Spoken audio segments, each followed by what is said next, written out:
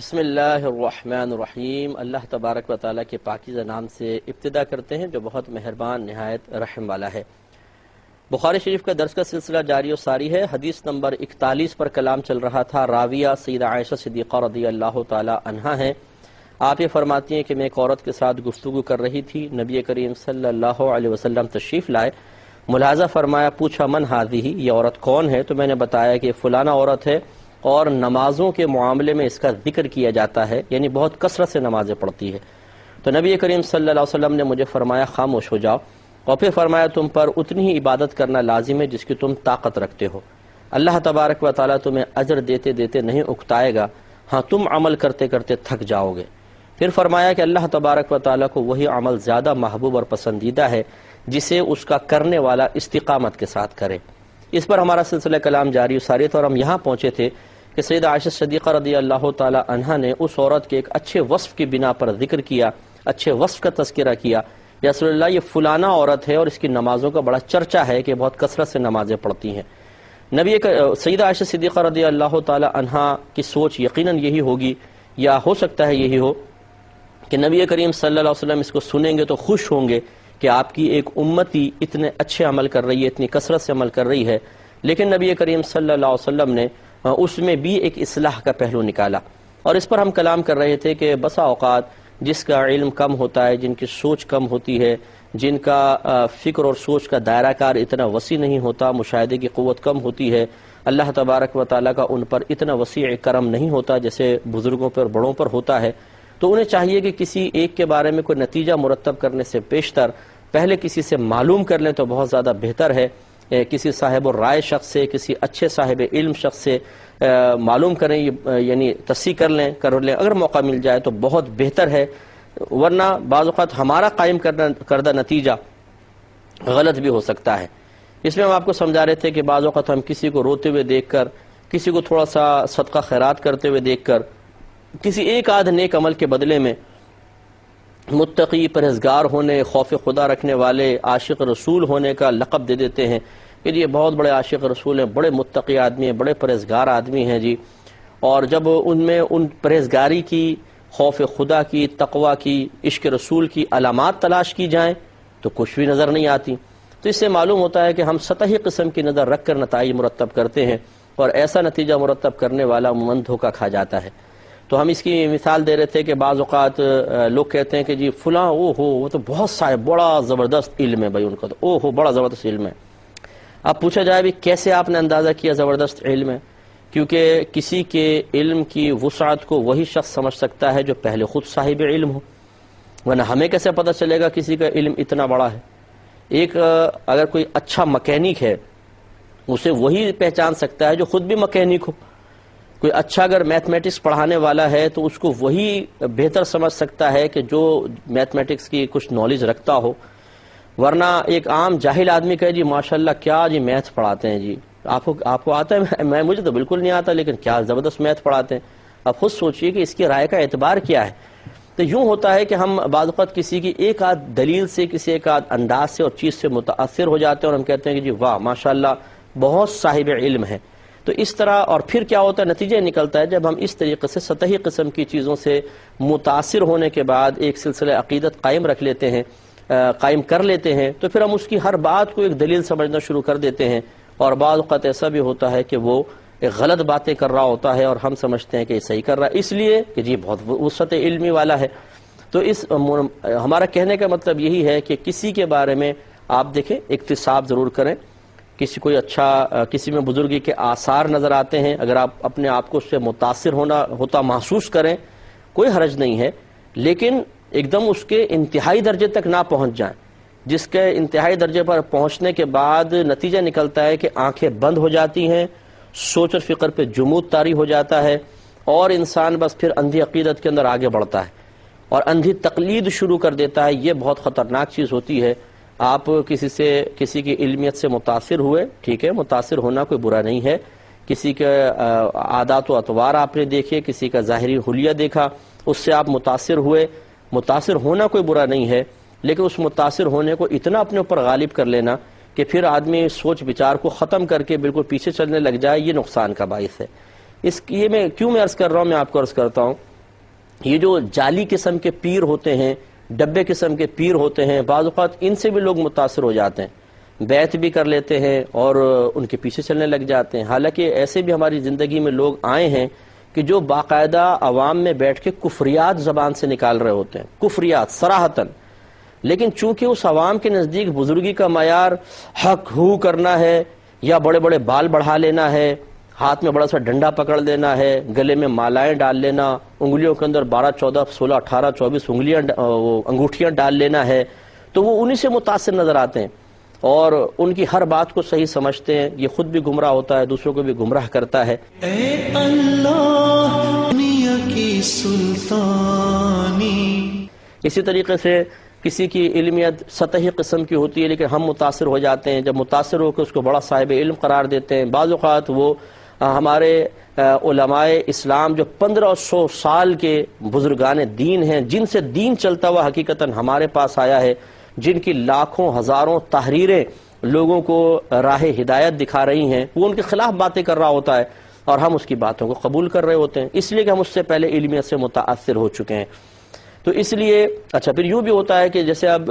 کسی کے تقوی، پرہیزگاری، ہم نے ایک چیز 2 چیزوں سے اس کو متقی قرار دے دیا، پرہیزگار قرار دے دیا، پھر ہم اسی کے روش پہ چلنے لگ جاتے ہیں، کیونکہ ہم اس کو پرفیکٹ سمجھ رہے ہوتے ہیں، کامل سمجھ رہے ہوتے ہیں،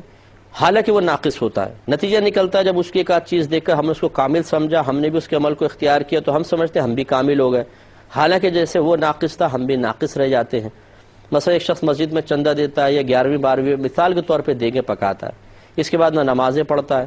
نہ وہ گناہ چھوڑتا ہے، فسق و فجور میں ماہر ہے۔ اب میں نے دیکھا، میں متاثر ہو گیا، میں نے کہا یار یہ دیکھو کتنی دیگیں پکاتا ہے، ہر ایسے بڑے موقع پہ میں بھی پکاؤں گا، میں نے بھی شروع کر دی۔ اب لوگ واہ واہ کر رہے ہیں، سبحان اللہ کر رہے ہیں، جیسے اس کو عشق عاشق رسول کہہ رہے تھے، ان دیگیں پکانے کی بنا پہ مجھے بھی کہنا شروع ہو گئے، تو بس میرا نفس کہے گا جی منزل مل گئی، جیسے وہ دیکھو منزل پا چکا تھا، میں نے بھی منزل پا لی۔ اب میں تقوی کی طرف، پرہیزگاری کی طرف، حقیقی علامات عشق رسول کی جانب کیوں بڑھوں گا؟ کیونکہ مجھے تو بزرگی حاصل ہو گئی ہے۔ تو ایسے شخص کو رول ماڈل بنانے میں یہی نقصان ہوتا ہے کہ پھر خود ہم بھی ناقص رہ جاتے ہیں، اور وہ تو آخر میں پھنسے گا ہی پھنسے گا، کیونکہ اللہ تبارک و تعالی اخروی انعامات آپ کی میری مرضی کے مطابق عطا نہیں کرے گا کہ ہم اپنی مرضی کے مطابق اعمال اختیار کریں، چاہے شریعت ان کا مطالبہ کر رہی کہ نہیں کر رہی، اور ان اعمال کو چھوڑتے رہیں جن کے بارے میں شدت سے تاکید کی گئی ہے، اور پھر یہ ذہن بنا کے رکھیں کہ میدان معاشر میں پہنچیں گے تو اللہ تعالیٰ ہم سے یہ فرمائے گا کہ جی بتائیں کیا چاہیے آپ کو، ہم وہ آپ کو دیتے ہیں اور آپ جنت میں جائیں۔ یہ کیسے ہو سکتا ہے؟ ہمیں پہلے اصل شریعت سیکھنی ہوگی، اللہ تعالیٰ کیا چاہتا ہے، اس کے رسول کریم صلی اللہ علیہ وسلم نے کیا احکامات ارشاد فرمائے، کن کاموں کو چھوڑنا ہے، یہ سب سے بنیادی چیز ہے۔ جیسے آپ ایک فیکٹری جوائن کرتے ہیں، اس میں ایک ڈیوٹی ہے، ایک آپ کو کام سونپا گیا ہے، کام کرنا ہے، ایک چیز ہے اوور ٹائم ہے، کریں یا نہ کریں، تو آپ کو ڈیوٹی تو پوری کرنی ہے۔ اوور ٹائم تو ایک اضافی چیزیں کریں گے تو انعام پائیں گے، نہیں کریں گے تو نہیں کوئی بات نہیں، آپ کو بونس جائے گا یا اوور ٹائم کے پیسے جائیں گے۔ تو اسی طرح ہم بعض اوقات اوور ٹائم کی طرف تو آ جاتے ہیں، ڈیوٹیز اپنی بھول جاتے ہیں، وہ پوری کرتے نہیں ہیں، حالانکہ وہ لازم تھے، وہ ضروری تھے، وہ فرض ہیں، وہ واجب ہیں، یہ سنت مؤکدہ ہیں، انہیں انسان کرے نہیں اور اپنی مرضی کے مطابق اعمال اختیار کر کے لگ جائے، تو یہ پھر نقصان ہوتا ہے کہ جب ہم اپنے طور پر فیصلے کر لیتے ہیں اور ایک نتائج مرتب کر کے کسی کے پیچھے چل پڑتے ہیں تو نقصان ہو جاتا ہے۔ تو خود سوچئے، دیکھیں سیدہ عائشہ صدیقہ رضی اللہ تعالی عنہا نے اچھی سوچ کے ساتھ سرکار کی بارگاہ میں اس عورت کا تعارف اس کی کثرت عبادت کے ساتھ کروایا، لیکن نبی کریم صلی اللہ علیہ وسلم نے گویا کے جواب میں سمجھایا کہ جس چیز سے آپ متاثر ہو رہی ہیں یا جس چیز کا آپ تذکرہ کر رہی ہیں وہ اتنی قابل قدر چیز نہیں ہے، اس سے متاثر نہ ہو، بلکہ اس سے زیادہ اہم ایک اور شے وہ ہم آپ کو بتاتے ہیں، یہ ہے۔ تو اس سے نتیجہ نکلا کہ جب ہماری والدہ سیدہ عائشہ صدیقہ رضی اللہ تعالی عنہا جو فقیہیہ ہیں، مجتہدہ ہیں، ایک اچھی مفتیہ ہیں، اور صحبت نبوی صلی اللہ علیہ وسلم سے فیض یاب ہیں، سرکار کی زوجہ محترمہ ہیں، اللہ تبارک و تعالیٰ کا آپ پر خصوصی رحم و کرم ہے، ان کے ایک نتیجہ فکر میں کمی رہ گئی ہے، تو خود سوچئے کہ پھر ہم جن کو نہ کوئی یہ تمام نعمتوں میں سے نعمت حاصل نہ ہو، ان کا نتیجہ کیسے پرفیکٹ نکل سکتا ہے؟ اسی لیے ہزار لوگ ایسے ہیں، میری اپنی زندگی میں چونکہ میں اس فیلڈ سے وابستہ ہوں اور بے شمار جگہوں پر جاتا ہوں، مشاہدہ کرتا ہوں، گہری نظر سے غور و تفکر کرتا ہوں کہ ہماری عوام کی 90% اگر آبادی کہا جائے، بلکہ میں مبالغہ تھوڑا سا اور کر لوں کہ 99.99% اگر لوگوں کو دیکھا جائے تو اسی قسم کے سطحی نتیجوں کو قائم کر کے تو وہ عقیدت قائم کیے ہوئے ہیں یا کسی کو رول ماڈل بنائے ہوئے ہیں، کسی کے پیچھے چل رہے ہیں، حالانکہ یہ بربادی کا سامان ہے۔ اس لیے اصل دین اور شریعت سیکھنے کی ضرورت ہے۔ ہمارے نبی کریم صلی اللہ علیہ وسلم نے سیدہ عائشہ صدیقہ رضی اللہ تعالی عنہا کی اس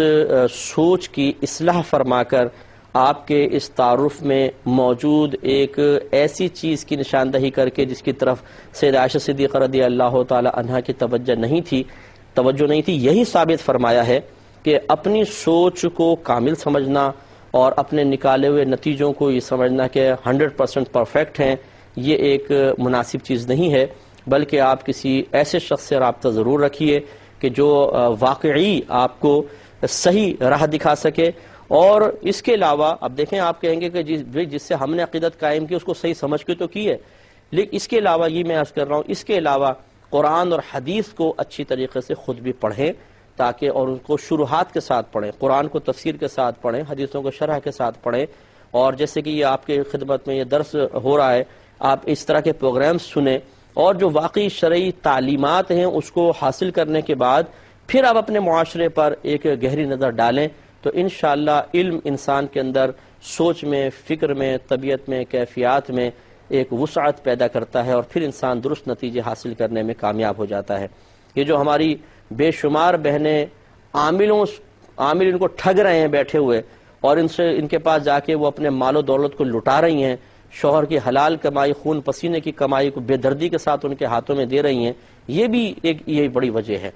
کہ عامل اور عالم میں فرق ہوتا ہے۔ یہ کسی بھی عامل کے پاس پہنچتی ہیں تو سمجھتی ہیں یہ مفتی بھی ہے، عالم بھی ہے، اور پوری شریعت کی اونچ نیچ بھی اس کو معلوم ہے، حالانکہ ہم تو اس فیلڈ کے لوگ ہیں، الحمدللہ روحانیات بھی ہے اور ظاہری علوم سے بھی مستفیض ہوتے ہیں، اور یہ عملیات وغیرہ کی فیلڈ بھی سب ہمارے پیش نظر ہوتی ہے۔ کثیر عامل ایسے ہیں، کثیر عامل جن کو دین کے الف بے بھی پتہ نہیں، ان کو تو تعویذات بھی بعض اوقات صحیح دینے نہیں آتے کہ کون سا تعویذ دینا ہے اور کون سا تعویذ دینا شرعاً حرام ہے، اور یہ سب کر رہے ہوتے ہیں کام۔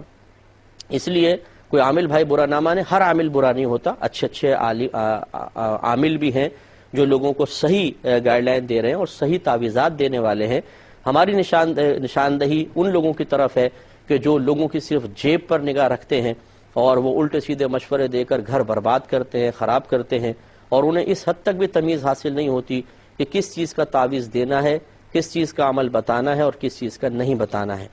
اور ایسا بھی میں نے دیکھا ہے کہ بعض اوقات تو لوگ شرعی مسائل ان سے پوچھ لیتے ہیں، طلاق کے مسائل، مسائل، اور وہ عامل صاحب اپنے گرد بیٹھے ہوئی پبلک کو دیکھ کر سمجھتے ہیں کہ شاید اب میں بہت بڑا صاحب علم ہو گیا ہوں، اور وہ الٹے سیدھے مشورے دینا شروع کر کے گھر برباد کر دیتے ہیں۔ تو اس لیے ضروری ہے کہ شریعت کو سیکھا جائے اور اپنی سوچ اور فکر کے نکالے ہوئے نتیجوں کو ایک دفعہ پھر پرکھا جائے، اس کا امتحان لیا جائے تاکہ اصلاح کا سامان ہو سکے۔ نبی کریم صلی اللہ علیہ وسلم نے پہلے تو سیدہ عائشہ صدیقہ رضی اللہ تعالی عنہا کو ماہ کہہ کے خاموش کرایا۔ ماہ مینس اکفف، ٹھہر جاؤ، یہ میرے سامنے ایسی بات نہ کہو۔ اس کا مطلب ہے کہ ایک تو اس میں دو پہلو ہو سکتے تھے کہ آپ نے جو نتیجہ نکالا وہ مناسب نہیں ہے، اس میں یہ اضافہ ہے، اور یہ اگلا کلام سرکار کا ثابت بھی کر رہا ہے۔ دوسرا یہ بھی کہ کسی کا تعارف اس کے سامنے اس انداز سے نہ کراؤ کہ اس پر منفی اثرات مرتب ہو جائیں، یعنی اس کی کوئی اچھا وصف، اس کی عبادت کا تذکرہ، کہ یہ بعض اوقات خود عبادت کرنے والے کے اندر عجب و خود پسندی پیدا کر دیتا ہے اور ایک تعریف سننے کی خواہش کو بیدار کر دیتا ہے، کیونکہ یہ ہوتا ہے کہ اور یہ بڑی بیماری میں لوگ مبتلا ہیں، اور بڑی معذرت کے ساتھ میں اکثر یو کے جاتا ہوں، ہر سال تقریباً جاتا ہوں، وہاں پہ ہم خاص طور پہ دیکھتے ہیں، بہرحال وہاں کا اپنا ایک رواج ہے لیکن قابل اصلاح ہے، کہ جو جمعے میں عموماً ایسا ہوتا ہے لوگ آ کے مسجد میں چندے دیتے ہیں یا کوئی تقریب ہوتی ہے اس میں فنڈ وغیرہ دیا جاتا ہے، تو ہر ایک کا نام پکارنا ضروری ہوتا ہے، جی فلاں نے 5 پاؤنڈ دیے ہیں، جی فلاں صاحب نے 10 پاؤنڈ دیے ہیں، اور اپنا نام سن کے خوش ہوتے ہیں میرے خیال میں، ورنہ اگر نام نہ لیا جائے تو شاید ناراض ہوں، اس لیے پورا ایک پرچہ پکڑا ہوتا ہے، 10 منٹ تک تو بعض اوقات ناموں کا اعلان ہوتا رہتا ہے، اور اس کا نتیجہ نکلتا ہے، اچھا پھر ساتھ میں کوئی تعریفی جملے بھی ہونے چاہیے، ایک آدھ بہت اچھا خوبصورت سا، اس سے ذرا اور مزہ آتا ہے، اگلے جمعے اور جذبے کے ساتھ پیسے دیے جاتے ہیں۔ اس کا نتیجہ نکلتا ہے، اس کو سب کو سمجھنا چاہیے بغیر برا مانے، کہ جب ایک دفعہ نفس میں تعریف سننے کی خواہش بیدار ہو جاتی ہے تو پھر انسان اپنے نیک عمل کی بنیاد بھی اسی پر رکھنے لگتا ہے، کہ اور اس کے نیک عمل میں اخلاص، عدم اخلاص، لذت اور عدم لذت کا معیار بھی یہ بن جاتا ہے کہ جب عمل کیا تعریف ہوئی تو بڑا دل میں مزہ آیا، اور عمل کیا تعریف نہیں ہوئی تو اس عمل کے اندر لطف ہی نہیں آتا۔ یعنی اگر امید ہو کہ اس عمل کے کرنے پہ تعریف نہیں ہوگی، اس عمل کے کرنے میں اتنی لذت نہیں ملے گی، لیکن جس کے بارے میں یقین ہو جائے گا کہ اب اس کا تذکرہ کیا جائے گا اس میں بڑا مزہ آئے گا، تو یہ ہی تو اخلاص کی بربادی اور تباہی کی علامت ہے۔ اسی طریقے سے پھر سنانے کا شوق ہو جاتا ہے کہ جب ایک عمل ہمارا سنایا گیا، ہو سکتا ہے اس عمل میں بڑا اخلاص ہو، لیکن جب اس عمل کو لوگوں کے سامنے سنایا جاتا ہے تو ایک حظ نفس حاصل ہوتا ہے، نفس کو مزہ حاصل ہوتا ہے، بڑا لطف آتا ہے، مزہ آیا۔ اب نفس خواہش کرتا ہے کہ تو یہ نیک عمل کر اور اس کو بھی سنوا تاکہ تجھے مزید مزہ آئے۔ وہ انسان، وہ حقیقتاً ہمیں مزہ نہیں آ رہا ہوتا، وہ ہمارا نفس چاہتا ہے کہ دنیا میں ہی نیک عمل کیش ہو جائے، اس لیے نفس جلد باز ہے، یہ جلد بازی چاہتا ہے کہ جلدی جلدی بس کوئی بدلہ اس کا مل جائے۔ تو نیک اعمال کا وہ بدلہ جو اللہ تبارک و تعالیٰ نے بشرط اخلاص آخرت کے لیے رکھا ہے، ہم چاہتے ہیں اخلاص چاہے برباد ہو جائے، آخرت میں کچھ ملے نہ ملے، دنیا کے اندر نیک عمل کیش ہو جائے، اور اس کیش کرنے کی ایک بہترین اس کی صورت یہ ہوتی ہے کہ تعریف ہو جائے، ہمیں کسی مجلس اور محفل میں مرکزی حیثیت حاصل ہو جائے، ہمارا نام لیا جائے، ہمیں اس کام کے بدلے میں مختلف اچھے اچھے القابات سے نوازا جائے۔ اسی لیے ہمارے نبی کریم صلی اللہ علیہ وسلم نے ارشاد فرمایا کہ جس نے کسی مسلمان بھائی کے سامنے اس کی تعریف کی، اس نے اس کے منہ پہ خاک ڈالی۔ مطلب کہنے کا یہ ہے کہ جب مسلمان بھائی کے سامنے تم تعریف کرو گے تو ضروری نہیں ہے کہ وہ اس تعریف کے مضر اثرات سے محفوظ رہے، نتیجہ نکلے گا کہ وہ تعریف پسند ہو جائے گا، خوشامد پسند ہو جائے گا، اب نیک عمل صرف اس تعریف سننے کے لیے کرنے لگے گا، وہ انہی کو پسند کرنے لگے گا جو اس کی تعریف کرتے ہیں، جو تعریف نہیں کرتے چاہے کتنی محبت کرنے والے ہوں، کتنے مخلص لوگ ہوں، وہ اس کو اچھے نہیں لگیں گے، انہیں دور کرنا شروع کر دے گا، نتیجہ تباہی کی شکل میں ظاہر ہوگا۔ اس لیے نبی کریم صلی اللہ علیہ وسلم نے اس عورت کی کثرت عبادت کے تذکرے کو اسی کے سامنے کرنا مناسب تصور نہ فرمایا۔ ہمیں بھی سوچنا چاہیے، آپ بھی غور کریں، میں بھی غور کرتا ہوں کہ ایسا تو نہیں کہ جب لوگ ہماری تعریف کرتے ہیں تو بہت میٹھے لگتے ہیں، بہت اچھے لگتے ہیں، اور کوئی ہماری تعریف نہ کرے تو طبیعت میں بے چینی اور بے قراری پیدا ہو جاتی ہے۔ نیک عمل کرتے ہیں، اس پہ تعریف ہوتی ہے تو دوبارہ نیک عمل کرنے کو دل چاہتا ہے، اور اگر کوئی نیک عمل کریں اور کسی نے نہیں سراہا، کسی نے حوصلہ افزائی نہیں کی، کسی نے تعریف نہیں کی، تو آئندہ اس نیک عمل کو کرنے کو دل نہیں چاہتا ہے۔ لوگ تعریف کرتے ہیں تو چستی سی محسوس ہوتی ہے کہ بہت زیادہ کام کروں، تعریف نہیں ہوتی تو سستی طاری ہو جاتی ہے اور کوئی کام کرنے کو دل نہیں چاہتا، تو سمجھ لیجئے کہ آپ کے باطن میں ایک بگاڑ پیدا ہو گیا ہے اور آپ تباہی کے قریب ہیں اور اپنے قیمتی نیک اعمال دنیا کے اندر ضائع کر رہے ہیں۔ یہ سمجھ لیں تو پھر اصلاح ہوگی۔ اس کو یوں سمجھ لیں جیسے ایک ہیرا آپ 1 کروڑ روپے کا بیچ سکتے تھے، لیکن آپ نے اسے چند روپوں کے اندر 50-60 روپے میں بیچ دیا، تو پھر کتنا بڑا نقصان ہے۔ مثال کے طور پر آپ ایک بادشاہ کو اگر وہ ایک ہیرا بیچتے، وہ 1 کروڑ روپے دیتا لیکن تعریف نہ کرتا، لیکن آپ نے ایک بھنگی کو وہ بیچ دیا، بلا تمثیل میں عرض کر رہا ہوں، معاذ اللہ جو آپ کی تعریف کر رہے ہوں کوئی ایسے نہیں ہے، لیکن میں سمجھا رہا ہوں، ایک عام شخص کو آپ نے بیچ دیا، اس نے وہ ہیرا صرف آپ سے 100 روپے میں لیا، لیکن آپ کے لیے بڑی تعریفیں، بڑے بڑے القابات سے آپ کو نوازا، او جی آپ تو بہت اچھے آدمی، اور یہ وہ۔ اب میں آپ سے کویسچن کرتا ہوں کہ بتائیے، یہ ایک ہیرا 100 روپے میں لے رہا ہے لیکن تعریفیں بہت کر رہا ہے، اور ایک بادشاہ ہے جو آپ کی کوئی تعریف نہیں کرے گا لیکن وہی ہیرا 1 کروڑ میں آپ سے لے گا، آپ کس کو وہ ہیرا دینا پسند کریں گے؟ یقیناً بادشاہ کو، اس کو تو نہیں۔ اچھا اگر کوئی آپ کا قریبی رشتہ دار ہو، وہ اس کو وہ 1 کروڑ کا ہیرا صرف چند تعریفی جملوں کے بدلے میں دے دے، آپ اس کو کیا کہیں گے؟ یقیناً بہت بڑا بیوقوف کہیں گے۔ سوچئے ہم یہی کر رہے ہیں، اللہ تعالیٰ ہماری تعریف نہیں فرمائے گا، ہاں وہ اپنے فرشتوں کے سامنے سراہتا ہے لیکن ہمیں نہیں پتہ چلتا، لوگ ہماری تعریفیں کر رہے ہیں، تو ان کے لیے نیک عمل کریں، اللہ کے لیے نہ کریں، سوچنے کی ضرورت ہے۔ اللہ تعالیٰ سمجھ عطا فرمائے، آمین۔ وآخر دعوانا ان الحمد للہ رب العالمین۔